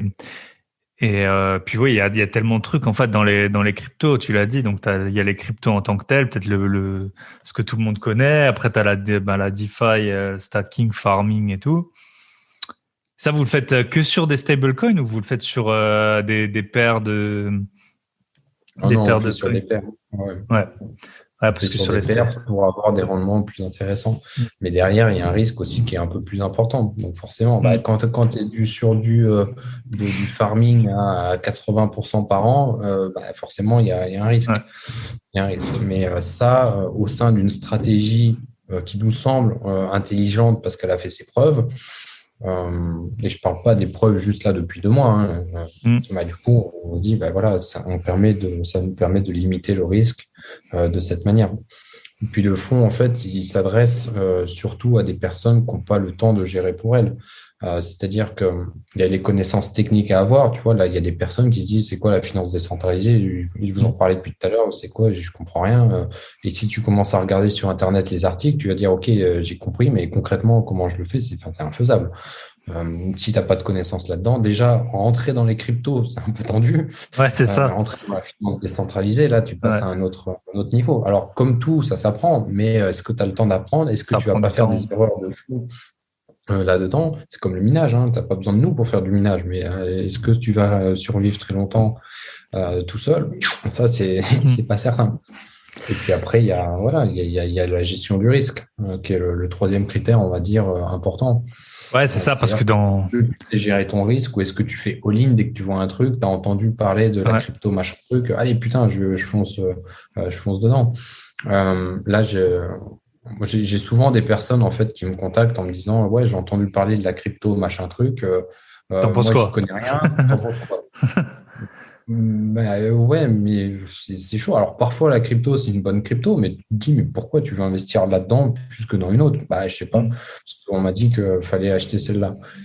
Déjà, ouais, ok, bah peut-être qu'elle va monter et c'est génial ou pas, mais du coup, ça veut dire que tu rentres là-dedans sans aucune stratégie, tu achètes le truc et tu fais quoi? Tu revends quand ça fait x2, x5, x10 ou quand c'est divisé par 10 le prix. Enfin, euh, parce que le problème qu'il y a des personnes qui sont pas des financières, je sais pas comment on dit, le problème qu'il y a, c'est qu'une fois elles vont gagner, deux fois elles vont gagner, par exemple, elles vont faire x2, donc à mettre, je sais pas, 10 000 euros, hop, elles font x2, waouh, super, j'ai 20 000, à remettre les 20 000 ou sur deux projets ou sur un, peu importe, hein, paf, Ça ça fait refait x2, forcément. paf, 40 000, excellent. Et la troisième fois, c'est que si ça, c'est juste un coup de bol, parce que quand tout monte, hein, c'est facile hein, de faire x2, hein. C'est facile. Regarde, tu prends une crypto qui est montée à 80, qui se pète la gueule jusqu'à 20, tu l'achètes à 20, elle remonte à 40, tu as fait x2. Elle est toujours à moitié prix par rapport au plus haut à 80, elle est à 40. Mais si tu l'as acheté toi à 20 pendant qu'elle s'est pété la gueule, bah, tu as fait x2 si elle est à 40. Donc en fait, est-ce que ça fait partie d'une stratégie ou c'est juste un coup de chance? Le problème, c'est que si tu n'as pas de gestion du risque derrière, bah, la troisième fois, tes 40 000 que tu as réussi à générer là, donc de 10, tu es passé à 20, de 20, tu es passé à 40, bah, tu vas les réinvestir entre guillemets n'importe comment, même sans les guillemets d'ailleurs. Et là, tu vas faire Tu moins peux tout perdre. 80% ou voire, Ouais. voire tout perdre. Ou alors, tu ne sauras pas trop et tu auras entendu parler d'un nouveau projet encore plus génial. Euh, et en fait, tu te feras avoir parce qu'en fait, c'est un gros scam. Euh, Parce qu'en fait, Ça. c'est quand même rare. C'est quand même rare que si tu connais pas grand-chose dans les cryptos, tu aies entendu parler d'un projet où il n'y a que toi qui en as entendu parler. Tu Ouais, ça, c'est une très bonne réflexion. vois. Généralement, tu vois, il y a tout un tas d'équipes de recherche comme la nôtre. Alors, on n'est pas les meilleurs, hein, mais il y a un tas d'équipes de recherche qui, justement, cherchent les projets à droite, à gauche et qui font des analyses hyper poussées des projets. Si toi, tu as entendu parler du nouveau je sais pas quoi, et en fait, il n'y a que toi qui en as entendu parler et ta communauté sur Telegram là, de gars, c'est peut-être pas un bon projet. C'est peut-être pas un mauvais projet, mais c'est peut-être pas un bon projet. Voilà, là, faut quand même faire ultra attention. C'est ce qui s'est passé avec les hypes, hein, Squid Game. Voilà, Squid Game, le truc là sur Netflix. Ils ont créé Ouais. le Squid Token. Le machin, il a fait fois je sais pas combien et pouf, tombé à zéro. Voilà. 2 jours après, ouais, c'était. Voilà. Point barre. Voilà. Au moins, c'est recta. Mais c'est ça, c'est ça le monde des cryptos. Donc, faire de la crypto tout seul, évidemment que c'est possible. Plein de gens le font. Mais si derrière, tu veux une vraie gestion à long terme, euh, c'est quand même une autre paire de manches, hein. Voilà. Donc, évidemment, c'est un milieu qui est passionnant, un sujet qui est passionnant. Donc, tu peux apprendre, hein, tu peux faire tout seul. Mais le temps aussi que tu passes à apprendre, bah, c'est du temps où tu n'as pas ton argent qui est investi aussi. Et quand Ouais. tu vois les rendements possibles, bah, attendre 6 mois ou un an pour être prêt. Et en fait, le jour où tu es prêt, bah, en fait, tu te sens pas d'attaque pour le faire. Bah, tu vois, tu as perdu un an. C'est ce qui se passe. Moi, j'ai beaucoup connu ça avec des personnes au niveau du trading. Moi, j'ai pas peur de trader, tu vois, je te le disais. Mais il y a beaucoup de personnes qui ont lu tous les livres de la Terre, ils ont regardé toutes les vidéos, ils ont acheté toutes les formations, mais ils connaissent tout sur le trading, mais ils n'ont pas encore cliqué. Parce que Ouais, c'est ça. cliquer, et c'est ça le vrai monde, tu vois. Ouais, c'est ça, là, c'est pas Dans pareil, hein. Ça n'a l'entrepreneuriat, rien à voir. C'est comme les comptes de dans démo, l'entrepreneuriat, les comptes de immobilier, démo, ouais, ou quand tu tu. peux, hein. Immobilier, tu peux regarder toutes les formations. À un moment, il faut y aller. Il faut y aller. Hmm. Il faut cliquer. Donc, comme là, il faut cliquer. Ben là, faut décrocher le téléphone, appeler l'agent immobilier, lui dire, OK, j'ai vu un bien, est-ce que je peux venir le visiter? Un, deux, trois, dans 10. Parce que bah, comme l'immobilier, C'est ça. tu tombes pas toujours sur, enfin, comme la bourse, tu tombes pas toujours sur la bonne action dès le premier coup, enfin souvent même. Et une question de gestion du risque, là encore. Et en fait, tous les milieux et tous les domaines s'entrecroisent par rapport à ça, tu vois. Donc, il y a la capacité psychologique, on va dire, à cliquer ou à passer, à franchir le pas. Ou à signer un compromis ou un acte, Ou à eh ben, signer voilà, un compromis, exactement. Il y a la capacité à gérer le risque, c'est-à-dire est-ce que j'achète un bien immobilier au milieu de la jungle et j'essaye de faire du Airbnb dedans. Ouais, mais bon, ok. Peut-être que oui, mais ouais. sûrement pas. La gestion du temps. Et tout ça combiné, ça fait que parfois, c'est peut-être mieux de déléguer la gestion de ton truc à quelqu'un. Par exemple, ton immobilier, tu passes par un chasseur ou une société de gestion qui va tout faire, qui va te trouver le bien, le rénover et faire tout ce qu'il faut, plutôt que d'attendre d'avoir absolument toutes les compétences. Sachant qu'en plus, dans ce Ou cas-là, chercher il le n'y a bien rien qui parfait. t'empêche de faire le truc par toi-même après. Tu Ouais. vois? Si ton rêve, c'est d'avoir un premier bien, mais tu n'as pas le temps, il n'y a pas ci, il n'y a pas ça, tu confies la gestion et la recherche à quelqu'un, tu le payes. Alors évidemment, ce n'est pas gratuit, tu le payes, mais du coup, tu as ton bien. Alors, il ne sera pas aussi rentable que si tu l'avais trouvé de toi-même et que c'était le bien parfait, mais au moins, tu en as un. Ce qui ne t'empêche pas, l'année d'après ou 5 ans après, d'avoir acquis suffisamment de connaissances par rapport au temps que tu as pour te lancer toi-même dans la recherche de ton bien immobilier. Tu vois, l'un n'empêche pas l'autre. C'est pas, c'est comme il y a des personnes, tu vois, qui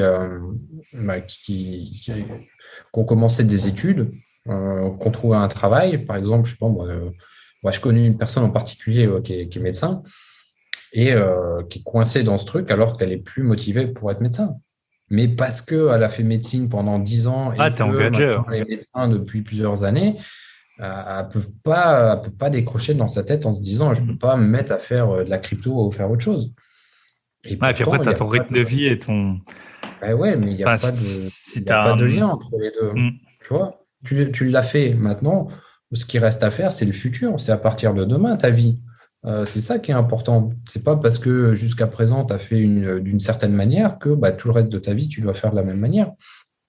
Donc, il vaut mieux changer, quitte à souffrir un peu ou beaucoup, et obtenir la vie qui, toi, te convient aujourd'hui. Parce que peut-être qu'il y a 10 ans, c'était parfait et génial, mais peut-être qu'aujourd'hui, c'est autre chose qui te convient. Donc, il vaut mieux faire ça, souffrir un peu maintenant, et demain avoir une vie qui est en phase avec ce que tu veux, plutôt que de continuer ce que tu fais. Parce que dans tous les cas, tu vas souffrir. Voilà. Donc, autant souffrir pour un truc qui va te libérer que de continuer de souffrir pour un truc qui te ronge petit à petit de l'intérieur et où tu es à peu près certain d'avoir un jour ton cancer, ton machin, ton burn-out ou enfin, n'importe quel autre truc qui se développe chez toi. C'est une certitude, Ah, c'est bien sûr. quasiment certain. Voilà.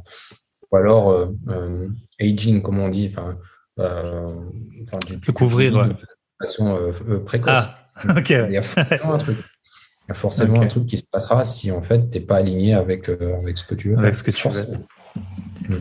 Ok. Eh ben, écoute, ça Donc fait voilà un petit peu. beaucoup de conseils. Le dernier Ouais, point que je voulais faire rapidement avec toi, c'est le token. Vous voulez lancer un token? Enfin, c'est en cours. ouais. Il va permettre quoi, ce token? Alors, le token, il va permettre deux choses. Donc, comme tu sais, comme on dit depuis tout à l'heure, on a Summit Mining et Summit Gravity. Et donc, on va gérer les deux services par une entité supérieure qu'on va appeler le groupe Summit. Voilà, Summit Group. Et comme ça, si on lance demain un nouveau service, il s'appellera Summit, je sais pas quoi. Et en fait, le token va permettre d'unir tous ces services. Donc, il va permettre d'avoir des frais de gestion réduits et des avantages VIP pour tous les services de Summit qu'on a créés et qu'on créera à l'avenir, parce qu'on a bon espoir de pouvoir en créer davantage. Donc ça, tu vas me dire, c'est le premier avantage. Bon, c'est bien, mais c'est pas oufissime non plus. Et le deuxième avantage, c'est celui-là qui est vraiment très intéressant, c'est qu'en fait, il y a une partie des revenus, donc à savoir 20% des revenus générés par le groupe, donc Summit Mining, Summit Gravity et Summit machin truc demain, qui seront partagés et reversés aux détenteurs du token. Un peu comme un dividende, sauf que le dividende, généralement, c'est sur le résultat, enfin pas généralement, c'est tout le temps sur le résultat net. Alors que là, en fait, on parle sur le chiffre d'affaires, en gros.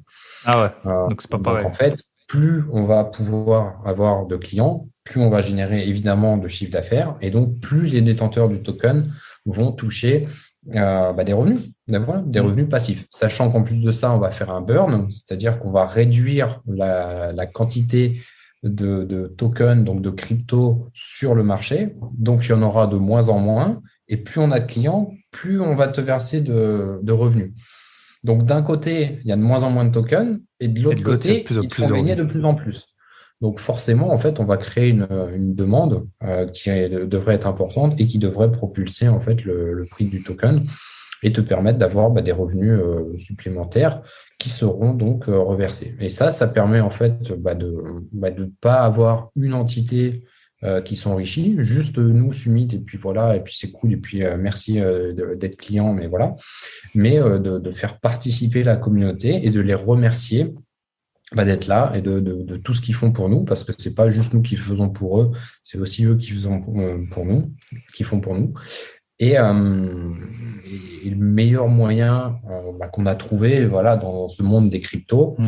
c'est en fait de faire ce partage, cette rétribution euh, de tout ce qu'on gagne, voilà, tout simplement. Et Ok. donc, on crée un cercle vertueux grâce à ça. Et je pense que ça va être comme quelque chose de super cool. Voilà. Eh ben, Mais ouais, c'est c'est tout ce que un j'espère. peu chaud. J'ai déjà mes Ah ouais. tokens, donc c'est tout ce que j'espère hein, maintenant. Ouais. Mais ouais, non, franchement, on est en train de préparer là, le white paper qui sera disponible dans une semaine. Donc là, franchement, je pense on va envoyer du jour. Donc il sera disponible, je pense, au moment où le podcast sort. Ouais, Euh, mais ouais, ça va être pas un cool. bon truc. Plein de projets. Du coup, Ouais. deux petites questions avant de finir. On est déjà Allez, un peu dis-moi. plus long, mais franchement, j'étais hyper. Je dis ça avec beaucoup d'invités que je suis super ravi de les avoir, mais d'échanger avec toi, c'est vraiment un domaine. Tu sais, t'as l'impression que c'est pas là où le monde il se fait en ce moment, mais c'est là où il se passe le plus de trucs, le truc le plus vite et tout, et donc ça fait vraiment un super plaisir. Donc, je pense que les Ah auditeurs ouais, nous en vendront pas, que ce soit un tout petit c'est peu un plus long que sacré d'habitude. milieu, ouais. Ouais. C'est un sacré milieu. Du coup, la première question, c'est quel est le meilleur conseil qu'on t'ait donné? Ah, c'est une question qui est difficile, mais là, il y a un truc qui me vient spontanément en tête, qui est en fait de faire ton chemin toi-même, tu vois. C'est-à-dire que faut pas regarder ce que font les concurrents, parce qu'au moment où tu regardes ce que font les concurrents, tu perds ton avantage concurrentiel. C'est-à-dire que moi, quand j'ai lancé Summit Mining, par exemple, je me suis pas dit, tiens, qu'est-ce qu'ils font les autres? J'ai lancé Summit parce que je faisais quelque chose, moi, de mon côté. C'est-à-dire que j'achetais des machines de minage que j'installais à droite à gauche, qui me payaient des revenus passifs, donc du rendement. Et on a des personnes qui ont commencé dans mon entourage à me dire, est-ce que tu peux faire la même chose pour moi? C'est ça la jeunesse de Summit Mining.